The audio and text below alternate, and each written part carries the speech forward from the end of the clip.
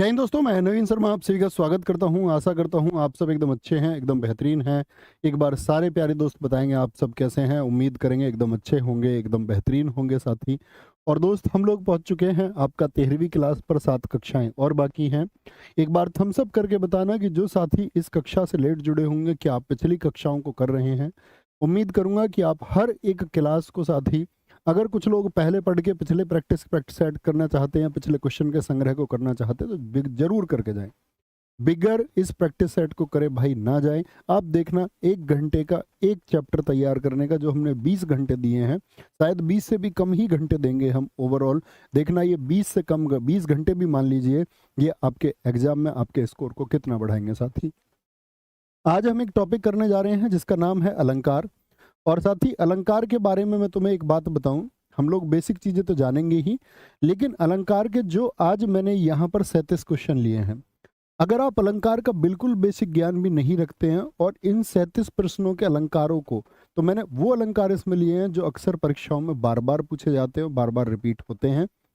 तो उम्मीद करूंगा आपकी परीक्षा में जो प्रश्न पूछा जाएगा वो इसी क्लास से पूछा जाएगा या मिलता जुलता पूछा जाएगा, जिसको कि आप आसानी से कर देंगे। तो एक बार थम्स अप कर देंगे कि आज की कक्षा के लिए आप लोग तैयार हैं साथी। सॉरी,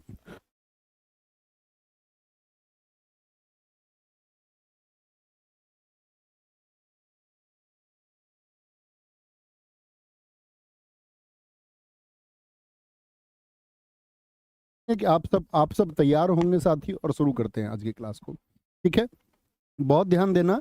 पहला प्रश्न है आपका। पहले प्रश्न से पहले सॉरी, मैं आपको हमेशा की तरह ये बता दूं कि आज हमारा अलंकार है और कल साथी हम अशुद्ध को शुद्ध करना और विराम चिन्हों की कक्षा को कर रहे होंगे। ये आपका नेक्स्ट टारगेट है, जिसको आप पढ़ के एटलीस्ट, जो पुराने छात्र हैं जो हिंदी पढ़ चुके हैं वो तैयार रहेंगे पढ़ के, और फिर यहाँ एक अच्छा स्कोर करके दिखाएंगे। जो लोग पहले से पढ़ चुके हैं उनसे हमेशा एक अच्छे स्कोर की उम्मीद रहेगी। पहला प्रश्न है, काव्य की शोभा बढ़ाने वाले धर्मों को, जो काव्य की शोभा बढ़ाते हैं उन धर्मों को क्या कहते हैं?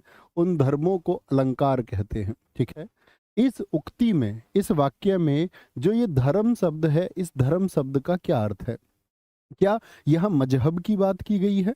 क्या यहाँ पर गुण की बात की गई है, या अच्छे कर्म की बात की गई है, सत्कर्म यानी धर्म की, या कर्तव्य की बात की गई है? काव्य की शोभा बढ़ाने वाले कर्तव्य को कहेंगे, या काव्य की शोभा बढ़ाने वाले सत्कर्म को कहेंगे या काव्य की शोभा बढ़ाने वाले मजहब को कहेंगे? भैया गुण को कहेंगे। किसको कहेंगे?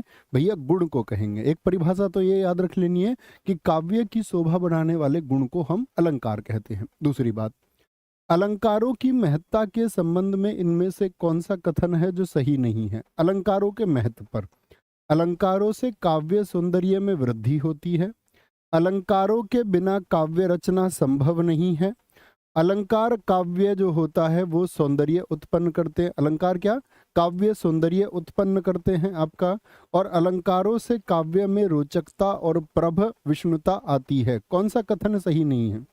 देखना, इसको देखो पहले और सी को। इसमें लिख रहा अलंकारों से काव्य सौंदर्य में वृद्धि होती है, ये सही बात है। अलंकारों से, ये कह रहा है कि अलंकार काव्य सौंदर्य उत्पन्न करते हैं, अलंकार नहीं, अलंकारों से, ये बात सही होगी। बहुत सारे अलंकार होंगे, सिर्फ एक अलंकार से।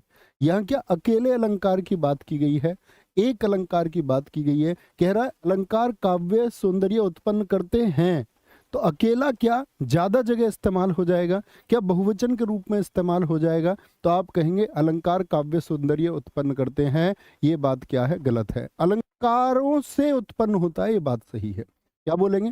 से उत्पन्न होता है। सारे के सारे उत्तर बदल दिए। सी बी एकदम ठीक है। अलंकारों के बिना, अलंकारों के बिना, अलंकार बहुत सारे अलंकार चाहिए भाई, बहुत सारे। एक अलंकार थोड़ी होता, शब्द होते हैं, अर्थ अलंकार होते हैं, आपका उभय अलंकार होते हैं। एक अलंकार से बात नहीं बनेगी साथी। आगे आएंगे। निम्नलिखित में से कौन सा अलंकार भेद नहीं है? क्या बोलेंगे? शब्द के आधार पर क्या हो? काव्य की शोभा शब्द अलंकार होगा। दूसरे कलर का पेन ले लेते हैं साथी। छंद अलंकार होते हैं क्या? भैया छंद अलंकार कुछ नहीं होते, बात खत्म। अर्थ अलंकार होते हैं, उभय अलंकार होते हैं। आगे आएंगे। राम रमापति कर धनु लेहू, क्या बोलोगे? कर धनु लेहू, यहाँ पर कौन सा अलंकार है?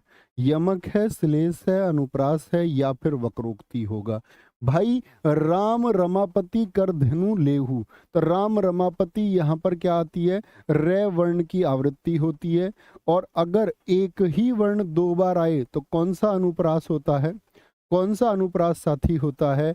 आप बोलेंगे छह का अनुप्रास हो जाएगा भैया। एक ही वर्ण की दो बार आवृत्ति हो जाए, जैसे मैं की दो बार आवृत्ति हो गई, रे की दो बार आवृत्ति हो गई। कूलन में, केली में, कछारन में, कुंजन में, क्यारिन में, कलित कलील किलंकत है। इस काव्य पंक्ति में कौन सा अलंकार साथी है? कौन सा अलंकार है? तो आपको कुछ दिखता है क्या? अनुप्रास अलंकार किस वर्ण की आवृत्ति है? कै वर्ण की आवृत्ति है। कै वर्ण की आवृत्ति है। क्या बोलोगे? कै वर्ण की आवृत्ति है। ठीक है, तो क्या बोलेंगे भैया जी? क्या हो गया हमारा? अनुप्रास अलंकार हो गया। और जब एक वर्ण कई बार आए तो कौन सा अनुप्रास साथी होगा? आप बोलेंगे भैया जी तब वृत्यानुप्रास होगा। वृत्यानुप्रास। मुदित मनोहर मानस देखा पंक्ति में अलंकार कौन सा है? बोलो भाई फटाफट से। मुदित मनोहर मानस देखा, मैं एक वर्ण की अनेक बार आवृत्ति क्या होती है? अनुप्रास अलंकार होती है। होगी या नहीं होगी? जी हाँ। रीझी रीझी रहसी हंसी हंसी उठे, सांस भरी आंसू भरी कहत दई दई। तो ये पूछ रहा है आपसे कौन सा अलंकार है साथी? कौन सा अलंकार है? रे झे रे है से बार बार आ रहा है, रे बार बार आ रहा है बार बार आ रहा है, झे बार बार आ रहा है, से बार बार आ रहा है। तो एक वर्ण की एक से अधिक बार आवृत्ति हो रही है, तो क्या बोलेंगे भैया? मैं तो अनुप्रास लिख दूंगा, अनुप्रास। ठीक है। राम हृदय जाके नहीं विपति सुमंगलता ही, राम हृदय जाके नहीं विपति सुमंगलता ही, नहीं विपत्ति। अगर पूरी की पूरी पंक्ति को पुनरावृत कर दिया जाए, क्या बोल दे मैंने आपसे बोला यदि किसी पंक्ति में लिखे हुए शब्द और अर्थ हैं, उन दोनों की पुनरुक्ति हो जाए। क्या हो जाए? दोनों की पुनरुक्ति हो जाए, अर्थात दोनों को फिर से कह दे साथी, तो क्या होगा भैया? लाटानुप्रास होता है। क्या बोलेंगे? लाटानुप्रास होगा। सारे साथियों का मैं सी देख पा रहा हूँ। कोई हमारा भाई बी लिख रहा है। भाई फिर से तुम्हें बताऊं, उत्तर ऐसे लिखा करो, 8वें का सी। नहीं तो तुम बी लिख रहे हो, पता चले तुम लेट चल रहे हो, 7वें का बी लिख रहे हो और मैं तुमको बुद्धू कह दूं, कोई फायदा उस बात में? बताओ, कोई फायदा नहीं है भैया। आएंगे इनमें से जो अनुप्रास अलंकार का लक्षण ना हो उसे छांटिए। जो अनुप्रास अलंकार का लक्षण नहीं होता, ये अनुप्रास का ऑपरेशन हुआ। शब्द के प्रारंभ अथवा अंत में वर्णों की आवृत्ति, वर्ण लिखा हुआ है गलत टाइप हो गया, वर्णों की आवृत्ति, एक या अनेक वर्णों की क्रमानुसार आवृत्ति, पंक्ति की संपूर्णतया आवृत्ति। क्या बोलोगे? संपूर्णतया, बिल्कुल वैसी की ही वैसी। भैया संपूर्णता नहीं होगी कभी भी, कुछ ना कुछ परिवर्तन होगा। जैसे यहाँ पर यति यहाँ थी, यहाँ यति आ गई जाके के बाद में। क्या बोलोगे? जैसे मैं बोलता था उसे रोको मत जाने दो, उसे रोको मत जाने दो, मत जाने दो। ठीक है, तो क्या बोलेंगे? पंक्ति की संपूर्णता आवृत्ति कभी नहीं होगी, थोड़ा बहुत बदलाव होगा। एक या अनेक वर्णों की क्रमानुसार आवृत्ति हो सकती है। शब्द के प्रारंभ और अंत में वर्णों की आवृत्ति हो सकती है। एक ही उच्चारण स्थान से मतलब क्या होता है? श्रुत्यानुप्रास होता है। क्या होता है? श्रुत्यानुप्रास होता है आपका साथी। क्या होता है? श्रुत्यानुप्रास होता है। कभी भी गलती नहीं करनी। कबीरा सोई पीर है जे जाने पर पीर, जो पर पीर ना जानी सो काफिर बेपीर, सो काफिर बेपीर। बताओ भैया क्या होगा? क्या बोलोगे? कबीरा कह रहे हैं सोई पीर है, यानी कि कबीर कह रहे हैं कि वही व्यक्ति सज्जन है, सोई पीर है। पीर हम जानते हैं ना, पीर पुरुष बन गए, वो पूजनीय पुरुष। कबीरा कह रहे कि वही सज्जन है जे जाने पर पीर, पर मतलब पराये की जो पीड़ा को समझता है, जो पराये की पीड़ा अर्थात दुख को समझता है वही सज्जन है। वही क्या है? वही सज्जन है जो पर पीर न जानी, जिसे दुख नहीं पता चला ना, सो काफिर बेपीर, वो तो भाई जालिम आदमी है। बेपीर का मतलब होता है जालिम, वो जालिम है जिसे दूसरे का दुख ना दिखाई दे। तो पीर और पीर यहाँ पर तो पीड़ा के लिए और यहाँ पर पीर सज्जन के लिए। तो एक ही शब्द जब अलग अलग स्थान पर हो और उसके अर्थ दोनों बार अलग अलग हो तो साथी क्या होगा? क्या होगा? यमक अलंकार होगा। क्या बोलोगे? अलग अलग शब्द के अलग अलग अर्थ। क्या बोलोगे? अलग अलग शब्द होंगे, अलग अलग शब्द होंगे, लेकिन वो शब्द अलग अलग शब्द कहाँ होंगे? स्थान के अनुसार। लेकिन होंगे क्या? दोनों एक से होंगे, दोनों एक से होंगे और उनके साथी क्या होंगे? अर्थ अलग अलग होंगे। अर्थ क्या होंगे भाई? अलग अलग होंगे। आगे आएंगे। माला फेरत जुग भया, माला बार बार पूछे जाते भाई परीक्षाओं में। माला फेरत जुग भया, फिरा न मन का फेर, कर का मन का डारी दे, मन का फेर। कैसे कहते हैं? माला फेरत फेरत जुग भया, इसका मतलब माला फेरते फेरते, जो माला होती है, माला फेरते फेरते पूरी जिंदगी गुजर गई और फिरा न मन का फेर, फिर भी जो मन का, हृदय का जो भाव है ना वो बदला नहीं। हृदय का, मन मतलब ये मन, मन मस्तिष्क, फिर भी उसके हृदय का जो फेर है ना वो बदला नहीं। आदमी की प्रकृति फिर भी ऐसी ऐसी है, खूब पूजा पाठ करता है। कर का यानी कर बोलते हाथ को, अनेकार्थी शब्दों में आप पढ़ते होगे। कर का मन का यानी हाथ का जो मन का है, हाथ की जो मोतियों की माला है। क्या बोलोगे? हाथ की जो मोतियों की माला है, डारी दे, उसको फेंक दे भाई, उस माला को फैल दे। मन का फेर, जो मन के मोती है ना, दिमाग के जो मोती है ना, उस दिमाग में शुद्धता लेकर के आ। मन पवित्र है तो फिर सब पवित्र है। तो क्या बोला उसने? एक बार तो मन का हो गया क्या? मोती को, और एक बार मन का हो गया हृदय का, दिल का। किसका? दिल का। तो शब्द क्या बोलोगे भैया? अलग अलग। दोनों बार अर्थ दोनों के क्या हो गए? अलग अलग। तो क्या हो गया आपका बोलना भैया? यमक अलंकार हो गया, यमक अलंकार। सजना है मुझे सजना के लिए, बताओ भैया अब। सजना है मुझे सजना के लिए। सजना श्रृंगार की बात है भाई, किसकी? श्रृंगार की बात है भैया जी। उसको श्रृंगार करना किसके लिए? सजना के लिए। सजना मतलब कोई नायक है, कोई हीरो है, ठीक है? सजनी नहीं है, सजना है, सजना। तो क्या बोलोगे भैया? क्या हो जाएगा? दोनों बार अर्थ अलग, ये यमक अलंकार। भाई आई थोड़ी सी बात समझ में या नहीं? कनक कनकते सौगुनी, एक जैसे शब्द दो बार इस्तेमाल हुए। मादकता अधिकाय, या खाए बोराए नर, वा पाए बोराए। एक कनक क्या होता है? सोना, सोना गोल्ड, और एक होता है नशीला पदार्थ धतूरा। क्या कह रहे हैं? कह रहे हैं कि दोनों को सौगुनी मादकता अधिक है, दोनों की अधिकता जो है ना वो मादकता को जन्म देती है। एक को तो खा के आदमी पागल हो जाता और एक को पाके। ज्यादा सोना मिल जाए तो पागल, ज्यादा धतूरा मिल जाए तो पागल। भाई क्या हो गया इसका? दोनों बार अर्थ अलग अलग, तो क्या होगा दोस्त? आपका यमक अलंकार भैया हो जाएगा। तेरी बरछी ने बरछीने हैं, खलन के पंक्ति में कौन सा अलंकार है? तेरी बरछी ने बरछीने हैं। क्या बोलेंगे भैया? बर बर दो बार दिख रहा मुझको तो। बरछी, एक तो होता बरछी मतलब भाला। क्या होता है? भाला। यहाँ बर का मतलब क्या होता? भाला। और बर छीने मतलब पति छीने, युद्ध में। उसने युद्ध में ऐसा भाला चलाया ना जाने कितनों के पति मर गए। तो तेरी बरछी ने, तेरे भाले ने बरछीने हैं खलन के। क्या बोलेंगे भैया? क्या हो जाएगा? यमक अलंकार हो जाएगा, यमक अलंकार। आ जाओ। काली घटा का घमंड घटा, काली घटा का घमंड घटा। काली घटा मतलब क्या होता है? बोलो भाई। काली घटा का घमंड घटा, घटा का मतलब एक तो हो गया भाई कम होना, माइनस हो जाना, ऋणात्मक है, घट गया, माइनस हो गया। और ये घटा क्या है? काली घटा, काले बादल। क्या बोलोगे? ये तो भैया भैया बादल है।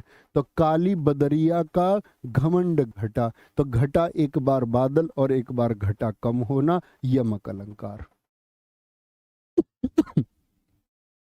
रहीमन पानी राखिए, बिनु पानी सब सून, बोलेंगे भाई। और पानी गए ना उबरे, मोती मानुष चून। पानी गए ना उबरे, मोती मानुष चून, क्या हो जाएगा जी? रूपक अलंकार, उपमा अलंकार, श्लेष अलंकार या फिर उत्प्रेक्षा अलंकार होगा। तो क्या बोलेंगे? रहीमन, सबके लिए पानी रहना चाहिए, बिना पानी के सब सून हो जाता है। पानी गए ना उबरे मोती, अगर पानी चला गया तो ना तो मोती की कोई अर्थ है, यानी पानी का अर्थ मोती के लिए तो चमक। भाई एक बार मोती की चमक चली गई तो कोई अर्थ नहीं रह जाएगा। मनुष्य के लिए पानी का अर्थ होता है, अनेकार्थी शब्दों में आप पढ़ते होंगे, इज्जत। मनुष्य की अगर एक बार इज्जत चली गई तो भैया फिर नहीं उबर सकता। और चून मतलब जो चूना होता, उसके लिए भी क्या चाहिए? जल। इन तीनों के लिए जल चाहिए। यानी एक ही शब्द जब अनेक अर्थों में इस्तेमाल हो, एक ही शब्द के अलग अलग अर्थ हो, तो भाई श्लेष अर्थ होगा। और श्लेष का अर्थ होता है चिपकना, यानी अर्थ क्या रहेंगे इसके भाई? चिपके हुए रहेंगे। क्या रहेंगे? इसके जो अर्थ रहते वो चिपके हुए रहेंगे। श्लेष अलंकार कितने प्रकार का होता है? श्लेष अलंकार जैसे एक मैंने अभी बताया श्लेष, इसी से समझेंगे। श्लेष अलंकार कितने प्रकार का होता है? 2 प्रकार का। 2 प्रकार कौन कौन से होते हैं? एक तो होता है सभंग, क्या बोलेंगे? एक होता अभंग। अभंग मतलब जो टूटे ना, जो भंग ना हो। जैसे पिछले सवाल को देखो, इसमें क्या हमने पानी को तोड़ा या पानी के ऐसे ही अर्थ ले लिए? बताओ, क्या हमने पानी को तोड़ा था? यस और नो? आप बोलेंगे नहीं भैया, पानी का अर्थ हमने पानी, जल के सेंस में ही लिया। सॉरी, चूने के लिए मैंने चूना ही लिख दिया, चूने के लिए तो ये जल के रूप में इस्तेमाल होगा, जल। तो पानी का तो अर्थ हमने तोड़ा थोड़ी। लेकिन देखो, एक पंक्ति में लिखता हूं आपको, को घटी ये, क्या बोलेंगे? को घटी, बड़ा चर्चित उदाहरण है ये, वृष भानुजा। को घटी ये वृष भानुजा, वृष भानुजा ये हलदर के वीर। देखना ध्यान से, ये हलदर के वीर, इसको समझो भाई। यहाँ जो ये अर्थ है वृष भानुजा, हिंदी का बहुत चर्चित उदाहरण है। इसका एक तो संधि विच्छेद आप कर सकते हैं, वृषभ धन अनुजा। सही कर रहा हूं ना मैं? संधि विच्छेद। अनुजा किसको बोलते हैं? छोटी बहन को। वृषभ बैल को, तो क्या बोल देंगे? बैल की बहन। एक अर्थ तो ये बना, बैल की बहन, एक अर्थ तो ये बना साथी। और एक क्या बोलेंगे हम इसमें? वृष भानु, और एक धन जा। जा का मतलब जिसने जन्म दिया हो, ये राधा को दर्शाता, वृष भानु की पुत्री। कौन? राधा। तो एक तो तोड़ के अर्थ निकाला जाता है, तो जब तोड़ के अर्थ निकाला जाए तो सभंग होगा। और जैसे पानी को हमने बगैर तोड़े अर्थ निकाला तो भाई अभंग होगा। क्या होगा? अभंग होगा। तोड़ें किसी शब्द को, टुकड़े करें, टुकड़े करें तो स मतलब सहित, भंग मतलब टुकड़े। अभंग में क्या हमने पानी के टुकड़े किए थे कि पा और नी? आप कहोगे जी नहीं भैया, जी नहीं भैया, जी नहीं। ठीक है, आगे आएंगे। रावण सिर सरोज बनचारी, चली रघुबीर सिली मुखधारी। क्या बोलोगे? रावण के कमल रूपी वन में घूम रहे वनचारी रघुवीर जी ने, क्या बोलोगे? सिलीमुख किस किस को बोलते हैं? सिलीमुख भाई 2 का अर्थ देता है। राम जी ने बाण चलाए, सिलीमुख बाण। और बाण कैसे चलाए? भ्रमर, भवरे की गति से, जैसे भवरे चल रहे हो, भवरे घूम रहे हो वन में। तो सिलीमुख, बाण और भ्रमर, एक ही शब्द के जब 2 अर्थ हो तो भाई क्या हो जाएगा? श्लेष अलंकार हो जाएगा। बाण और भवरा, बाण और भवरा हो जाएगा। बहुत ठीक उत्तर आ रहे हैं। आगे आएंगे, बोलेंगे भाई फटाफट से। गुरुजी मुझको ब्लॉक कर दिया है, मुझको अनब्लॉक करने के लिए बोल दीजिए। बेटा अभी तो मैं तुम्हारे लिए रिश्ता देखने भी जाऊंगा, ठीक है? रिश्ता देखने जाऊंगा मैं तुम्हारे, फिर तुम्हारी बारात में जाऊंगा मैं, फिर तुम्हारी बारात में जाने के बाद में फिर कल को तुम्हारा पति पत्नी कोई झगड़ा होगा, उसको सॉल्व करवाऊंगा। कल को तुम्हारे बच्चे भी मुझको खिलाने हैं, तुम्हारे बच्चों को खिलाने के बाद में फिर पढ़ाऊंगा तुम्हारे बच्चों को। फिर जब तुम बूढ़े हो जाओगे तो तुम्हारे लिए छड़ी लेके चलूंगा मैं। यही काम करने के लिए तो हूं मैं। बताओ, तुम्हारी सेवा में भाई मैं हाजिर हूं। विप्सा अलंकार को दूसरे किस नाम से जाना जाता है? पढ़ लो पढ़। क्या बोलेंगे? वीपसा अलंकार को दूसरे किस नाम से जाना जाता है? वीपसा पूर्णोपमा अलंकार को कहते हैं क्या? क्या बोलोगे? पुनरुक्ति प्रकाश अलंकार को कहते हैं, लुप्तोपमा अलंकार होगा या प्रश्न अलंकार होगा? क्या बोलोगे भैया? पुनरुक्ति प्रकाश अलंकार होगा। ठीक है, जैसे एक कहाँ पर होता है, इसको बोलते हैं आदर, घृणा, हर्ष, खुशी की बात हो या कोई शोक की बात हो, और ऐसे में शब्दों की क्या हो जाए? पुनरावृत्ति हो जाए। पुनरावृत्ति हो जाए किसकी? शब्द की। तब क्या होता है भाई? तब वीपसा अलंकार होता है। उदाहरण आप लोगों को याद होंगे, मैंने लिखवाए थे। जैसे बोल देता, बड़े दुख में कह रहा, राम राम राम राम यह कैसी दुनिया। जैसे ये भी बालक आया था, राम राम यह कैसा बालक। क्या बोलोगे? राम राम यह कैसी दुनिया। क्या बोलोगे भैया? राम राम यह कैसी दुनिया। तो क्या बोलेंगे जी भैया? पुनरावृत्ति हो गई। किस में? किसी स्थिति में कह रहा, दुख की किसी स्थिति में, इसको पुनरुक्त प्रकाश। भाई पूर्णोपमा और लुप्तोपमा जानते हो ना? उपमा अलंकार में अगर चारों अंग मौजूद हैं तो पूर्णोपमा, और अगर चारों अंग मौजूद नहीं है तो लुप्तोपमा। लुप्तोपमा होगा। तो एक बार थम्स अप करके बताओ भैया। आगे आएंगे। सागर सा गंभीर हृदय हो, सागर सा गंभीर हृदय हो, गिरी सा ऊंचा हो जिसका मन। कैसा? सागर के जैसा तो गंभीर, मतलब कि ठहरा हुआ जैसे जल होता है। ठीक है, गिरी सा ऊंचा, पर्वत सा ऊंचा जिसका मन हो। तो यहाँ पर क्या है भैया? उपमा अलंकार। किससे तुलना कर दी? कैसा गंभीर? सागर सा गंभीर। सा से सी, इसी से तुलना कर दे। सा से सी, क्या बोलोगे आपका? और हम बोल सकते हैं सरिस शब्द होता है, सरिस शब्द होता है। जैसा होता पीपर पात सरिस मंडोला, पीपर के पत्ते के जैसा मंडोला। क्या बोलोगे भैया? ऐसे बोल देते हैं सीता सी मर्यादा, राम से मर्यादा पुरुष। ऐसे सा से क्या बोल दूं? अभिषेक बच्चन जैसा दूल्हा, ऐसे बोल दे। तो जैसा किसी से तुलना कर दे, ऐसे बुरा सा दूल्हा, ऐसे समझ लो। ठीक है, कैटरीना सी घरवाली, ऐसा बोल दो। तो क्या बोलोगे भैया? आप कहोगे सा से सी जो होते ये उपमा को दर्शाते, उपमा को। जैसे मैं बोल दूं आकाश, आकाश सा मन, आकाश सा मन। ठीक है, तो किससे? सा से सी तुलना हो रही है। यह देखिए अरविंद से शिशु वृंद कैसे सो रहे। यह देखिए अरविंद, अरविंद किसका पर्यायवाची है भाई? बताओ सारे साथी। अरविंद भैया कमल, कमल का पर्यायवाची है। तो क्या कह रहा है? यह देखिए अरविंद, यानी कमल से बच्चे, कमल से शिशु वृंद, बहुवचन हो गया शिशु का, कैसे सो रहे हैं। लेकिन उसने पूछा, ये नहीं पूछा उपमा, उसने पूछा अरविंद क्या है? अरविंद बताओ भाई। देखो आपका क्या वाचक शब्द है? वाचक शब्द क्या होता? सा से सी, ये सब होते वाचक शब्द। ठीक है, से शिशु, क्या बोलेंगे? अरविंद से शिशु, क्या बोलेंगे? किससे तुलना की गई है भाई? बोलना किससे तुलना की गई है? तो आप बोलेंगे भैया कमल जो है ना, इसमें कमल तो इसमें उपमान है, कमल तो उपमान है, और शिशु है इसमें उपमेय। अब समझना मेरी बात को, मैं क्या बता रहा हूँ। क्या बोलोगे? जिसकी तुलना की जाए वो तो उपमेय। क्या बोलोगे? जिसकी तुलना हो साथी वो तो उपमेय, और जिससे तुलना हो, क्या बोलोगे? जिससे मित्र तुलना हो वो कमल होता है। वो क्या है? कमल। तो क्या बोलेंगे? शिशु की तुलना कर रहे हैं किससे? कमल से तुलना कर रहे हैं साथी। किससे तुलना कर रहे हैं? कमल से। तो अरविंद क्या है भैया इसमें? अरविंद अर्थात कमल जो है ना, कमल क्या है इसमें? उपमान है, उपमान है। वाचक शब्द क्या है इसमें? ये रहा से। उपमेय क्या है इसमें? उपमेय है शिशु। साधारण धर्म कौन बताएगा? क्या इसमें साधारण धर्म है या नहीं है? साधारण धर्म इसमें है या नहीं है? भैया सोने की बात है, अरविंद की भी तुलना और शिशु की भी तुलना, ये साधारण धर्म है जो दोनों में हो। आगे आइए। गुरुजी मुझको यमक और श्लेष में बहुत कंफ्यूजन रहता। अरे बेटा बड़ी गड़बड़ की बात है, ये तो ऐसी बात है गुरुजी मुझको ए बी के जैसा लगता है।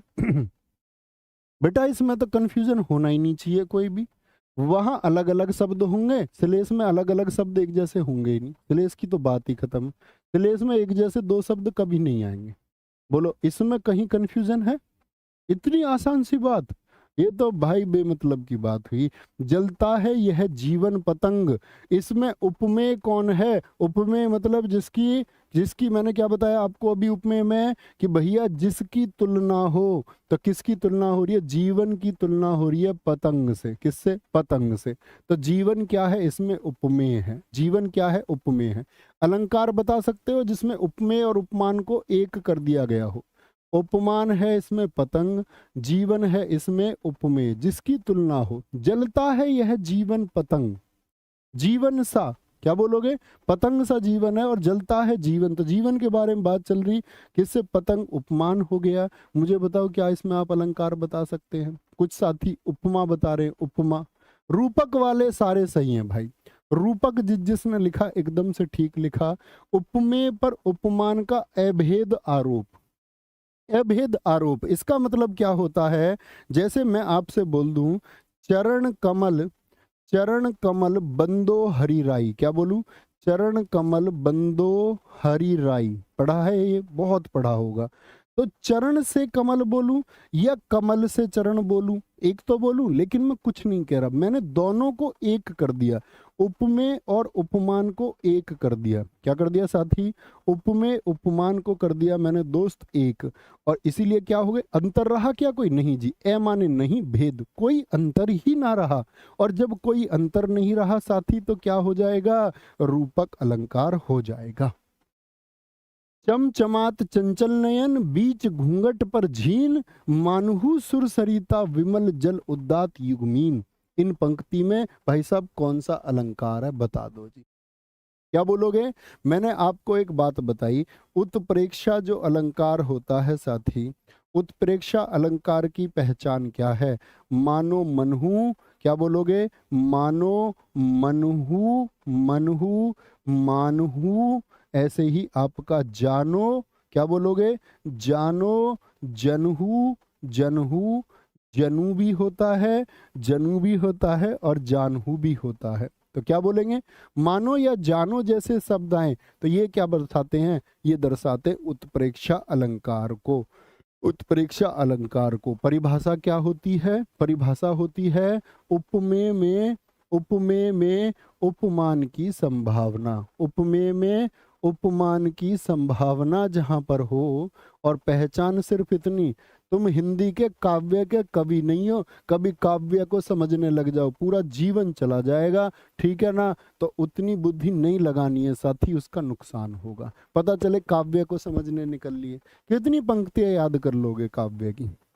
नहीं कर पाओगे। फूले कास सकल मही हाई, जानू बरसा ऋतु प्रकट बुढ़ाई।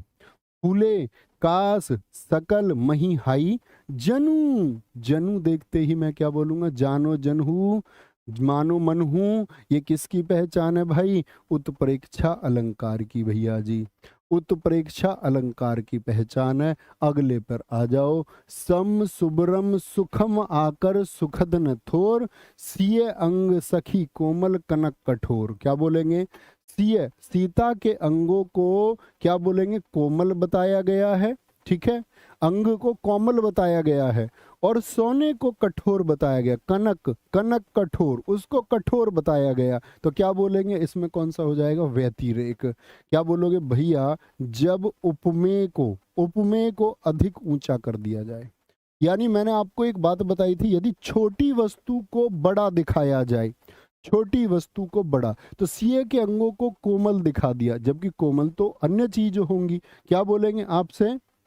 क्या बोलेंगे आप? आपसे सीए अंग सखी कोमल, इसको कोमल बता दिया गया, ठीक है? और कनक को कठोर बता दिया गया। तो क्या बोलेंगे? जब कभी आपका छोटी वस्तु को ऊंचा दिखा दिया जाए, ओके, तो व्यतिरेक होगा।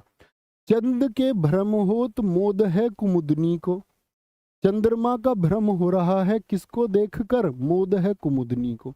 कुमुदनी को देखकर चंद्रमा का साथी, चंद्रमा का साथी भ्रम हो रहा है, भ्रम हो रहा है। तो भ्रम हो तो वहां पर क्या होगा भैया? भ्रांति मान होगा, भ्रांति मान। क्या बोलोगे? कुमुदनी को चंद्रमा समझा जा रहा है। जब एक चीज को कोई दूसरी चीज समझा जाए तो क्या होगा मित्र? भ्रांति मान होगा। सारी बीच नारी है कि नारी बीच सारी है, सारी ही की नारी है या नारी ही की सारी है। यहाँ पर जो बच्चा यमक और श्लेष कह रहा था उसको यहाँ कहना चाहिए था भैया ये तो लाइन पढ़कर कंफ्यूजन हो गया, यहाँ कंफ्यूजन होना चाहिए। तुमको कंफ्यूजन वहां होता है जहां नहीं होना चाहिए। तो क्या बोलेंगे, साड़ी बीच नारी है कि नारी बीच साड़ी है, पता ही नहीं चल रहा, और पता नहीं चल रहा तो संदेह की बात है। यहाँ आएगी भाई शक की बात। क्या बोलोगे, यहाँ आएगी भाई शक की बात। ये मत कहना गुरुजी जैकेट पहन के क्यों आते जब उतार देते हो। भाई इतनी देर में पढ़ाते पढ़ाते ना गर्मी लगने लग जाती है इस वजह से, ठीक है। बोलो भाई, सारी बीच नारी है कि नारी बीच सारी है, यहां पर संदेह है, यहां पर भैया एक शक की स्थिति है, शक की स्थिति है, संशय की बात है। तो जब कभी संशय की बात होगी तो हम बोलेंगे संदेह। पापी मनुज भी आज मुख से राम राम निकालते, पापी मनुज, बताओ जी, पापी मनुज पहले बता रहा है भाई पापी मनुष्यों से जिन्होंने जन्म लिया हो, यानी जो किससे, दुष्टों से पैदा हुए हैं, पापी मनुष्यों से। क्या बोलेंगे, वो भी आज मुख से राम राम निकाल रहे हैं। तो पहले तो उसने क्या सिद्ध किया कि पापी मनुष्य राम का नाम नहीं लेते, दुष्ट मनुष्य राम का नाम नहीं लेते, ये बात उसने पहले तय कर दी। फिर कह रहा कि आज वो राम राम निकालते हैं। तो इसका मतलब क्या, एक दृष्टांत पेश कर रहा है, बिंब प्रतिबिंब, यानी जो नहीं होता उसको होने की बात कर रहा है। क्या बोलोगे, पहले तो बता रहा था कि ऐसा नहीं हो सकता, क्या बोलेंगे, ऐसा नहीं हो सकता। जैसे एक उदाहरण होता, एक ही मयान में क्या दो तलवारें रह सकती, पराई, क्या बोलते, पराई स्त्रियों पर पति का प्रेम क्या नारियां सह सकती। तो पहले कहता है कि एक मयान में दो तलवारें नहीं रह सकती, और उसके बाद में फिर उसी बात को सिद्ध करता है, कहता है कि आपका पराये पुरुष से, पराये स्त्रियों से कोई भी स्त्री अपने पति का प्रेम क्या देख सकती है। तो क्या बोलेंगे भैया, ये दृष्टांत हो गया। बांधा था विधु को किसने इन काली जंजीरों से, मणि वाले फणियों का मुख क्यों भरा हुआ हीरो से। तो अनुप्रास होगा, सब जानते होंगे, बच्चा बच्चा, क्या बोलोगे, अतिशयोक्ति अलंकार। जब बात को बढ़ा चढ़ा के, राणा ने सोचा इस पार चेतक था उस पार, हनुमान जी की पूंछ में लगना पाई आग, लंका सारी जर गई गए निशाचर भाग। ये सब क्या, ये अतिशयोक्ति अलंकार है, अतिशय की बात करी जाए जहां पर बात को बढ़ा चढ़ा के कहा जाए। इन पंक्तियों में कौन सा अलंकार है, दृग उर्जत टूटट कुटुंब जुरत चतुरचित प्रीति। देखो भाई, दृग किसको बोलते, आंख को, उर्जत मतलब आंखें तो उलझती हैं, आंखें तो उलझती हैं, टूटत कुटुंब और परिवार टूट जाते हैं।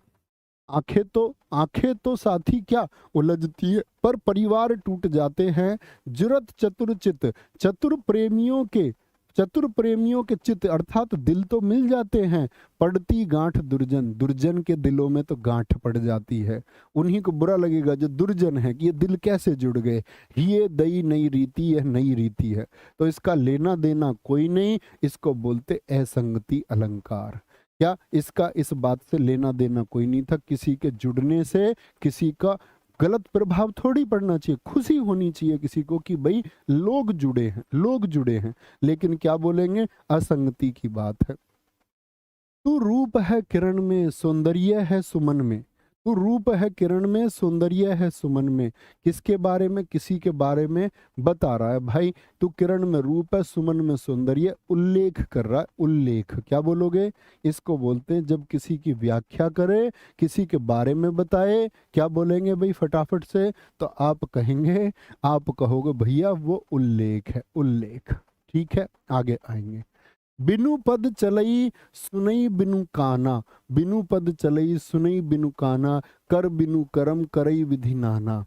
बिना पैरों के तो चलता है और सुनता है बिना कानों के, कर बिनु कर्म हाथों के बिना कर्म करता है, करई विधि नाना कई प्रकार की विधियों को करता है। तो बिना कारण के जब कार्य हो जाए तो विभावना। क्या बोलोगे, बिना कारण के कार्य, यानी कि करने के लिए नहीं था लेकिन फिर भी कार्य संपूर्ण हो जाए साथी। नेक्स्ट, तरनी तनुजा तट तमाल तरुवर बहु छाए, तरुवर बहु छाए, झुके कूल सो जल परसन, हितु मनहु सुबाए। भैया मनहु आ गया, उत्प्रेक्षा कर दूं, ये लो उत्प्रेक्षा कर दें, बताओ भैया, या वृत्यानुप्रास कर दें, बताओ भाई। मनहु भी तो आ गया, लेकिन दोस्त मनहु मानो के लिए इस्तेमाल होना चाहिए, जनहु जानो के लिए इस्तेमाल होना चाहिए। ये क्या कह रहा है, परसन हित मनहु सुहाय, मन को सुहाय। यहाँ पर मन मन है सिर्फ, यहाँ पर मन की बात है, मानो की बात नहीं है। यहाँ पर तय तय तय तय तय तय तय तय तय, और भैया तय तय तो क्या हो गया, एक वर्ण की अधिक बार आवृत्ति, तो वृत्यानुप्रास हो गया, वृत्यानुप्रास हो गया। देखो कुछ तो ए लिखने लग गए। तुमसे कर देगा कोई अपनी लड़की का ब्याह? है भाई, कुछ भी कह देते हो तुम। बेटा नौकरी लगनी मुश्किल हो जाएगी, नौकरी नहीं लगेगी तो शादी नहीं होगी, मान लो। बोलो गुरुजी तुम्हारी कैसे होगी फिर, तुम्हारी तो नहीं लगी नौकरी, मेरी नौकरी 7 साल पहले लगी थी, ऐसा समझ लो तुम। यहाँ आ जाओ। उषा सुनहले तीर बरसती जयलक्ष्मी सी उदित हुई, इसमें कौन सा अलंकार है? उषा सुनहले तीर बरसती जयलक्ष्मी सी, तो उषा क्या बोलेंगे, सुबह के समय, जो भोर के समय की जो किरणें होती हैं, वो तीर बरसाती हैं जयलक्ष्मी सी, नायिका सी। एक नायिका से तुलना हुई है कि नायिका सी तीर बरसाती हुई। कौन तीर बरसा रही हैं? उषा सुनहले तीर बरसती, जो सुबह की उषा की भोर की किरणें वो तीर बरसा रही हैं। तो तीर बरसा रही है मतलब तीर तो भैया इंसान ही बरसा सकता है। तीर तो कहते हैं ना, संध्या देखो गगन से धरती पर उतर रही, ऐसे बोल दूं मैं आपसे तो क्या बोलोगे भैया, क्या बोलोगे? संध्या शाम कैसे उतर जाएगी जी, इंसान ही तो उतर सकता भाई। आगे आ जाओ। बूंद अघात साही गिरी कैसे, खल के बचन संत सह जैसे। और ये आपके जीवन में इस्तेमाल करने वाली साथी पंक्ति है, याद रख लेना। जिस प्रकार से बूंदों के आघात को गिरी अर्थात पर्वत सहता है, जिस प्रकार से बूंदों का, देखो आपको किसी की बात का प्रभाव नहीं पड़ना चाहिए। आपके सिलेक्शन को कोई कुछ कहता है, ऐसे मत बोलना गुरुजी अभी आप ही कह रहे थे, मैं तो भाई अपने भाई बहन होने के नाते आपसे बोल रहा था। क्या बोलोगे? जैसे बूंद के, तो बूंद का प्रभाव पर्वत पर होगा क्या? नहीं। आप किसी के वचनों को दिल पे लगाओ मत। आप समझ लो तुच्छ आदमी और तुच्छ बातें करता है, छोटी बातें करने का उसका सिद्धांत है, तो उसकी बातों को तुम बूंद समझो। और तुम्हारा मन कैसा होना चाहिए? तुम्हारा मन पर्वत अर्थात गिरी जैसा होना चाहिए। तो क्या बोलेंगे? खल के वचन, दुष्ट के वचनों को जैसे संत सह लेते हैं उसी प्रकार। तो क्या हुआ इसमें भैया? उदाहरण दिया पहले तो, जैसे पर्वत बूंदों को सह लेता है, उसी प्रकार से दुष्ट के वचन को संत लोग सह लेते हैं। आगे आएंगे। आज का होमवर्क है, दिवसावसान का समय, मेघ में आसमान से उतर रही वह संध्या सुंदरी परी सी धीरे धीरे। इन पंक्तियों में कौन सा अलंकार है? बात सुनी होगी तो भाई जरूर बता दोगे। होमवर्क और कल की बड़ी इंपॉर्टेंट क्लास अशुद्ध, अशुद्धियां और विराम चिन्ह, बड़े छोटे छोटे इनपुट रहेंगे, बस क्लास को लेके जाना। और यूपी कांस्टेबल की हिंदी के लिए कोई तुमको डराए तो डरना मत भाई। तमाम तरह की बातें होंगी आपसे, तमाम तरह का डरावना माहौल बनाया जाएगा। डरना नहीं है साथी, डरना नहीं है, एक विश्वास के साथ में तैयारी करनी है। मजा आएगा पेपर दे के। अगर सच में तुम विद्यार्थी थे, अच्छे अर्थों के विद्यार्थी थे, अच्छे से पढ़ने वाले बच्चे थे, तो बड़ा मजा आएगा पेपर दे के, दिल खुश हो जाएगा। तो ख्याल रखिए अपना बहुत सारा। कल का टारगेट मैं आपको फिर से बता देता हूँ भाई, जिन साथियों को नहीं पता है, कल का टारगेट हमारा रहेगा अशुद्ध को शुद्ध करना। और छोटी छोटी चीजें बताऊंगा कि बार बार रिपीट कौन से शब्द होते हैं, कहाँ गलतियां होती हैं। तो भाई साहब ख्याल रखिए अपना बहुत सारा। नमस्ते, जय हिंद, जय भारत, जय मां Saraswati. Thank you, love you all.